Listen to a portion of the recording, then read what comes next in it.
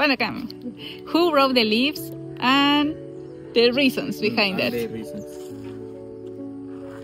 சித்தர்கள் வாழப்பட்டது பார்த்தீங்கன்னா ஒரு 4000 வருஷம் 5000 வருஷத்துக்கு முன்னாடி வாழ்ந்தாங்க.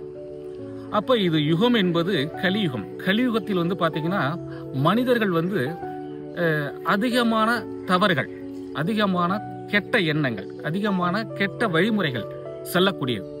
அப்போ இந்த வழிமுறைகள் செல்லாமல் இருக்கக்கூடியதற்கு சித்தர்கள் என்ன செஞ்சாங்க? தவம் இருந்தார். தவம் இருந்து தவ வலிமை அடைந்தார்.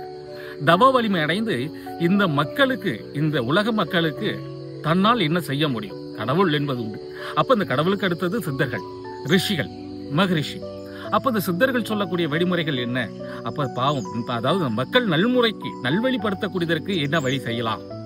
அப்ப இந்த நல்வழிப்படுத்தக்கூடியதற்கு என்ன வழிமுறைகள் அப்படின்னு சித்தர்கள் தன்னுடைய தவ வலிமையினால் கிரகங்களின் நிலைகளோட அப்ப இந்த கலியுகத்தில் தவறுகள் நடக்காமல் ஆன்மீகத்திலும் கடவுள் பக்தியிலும் நல்வழி செல்லக்கூடியதற்காகவும் இந்த சுவடியே எழுதப்பட்டது.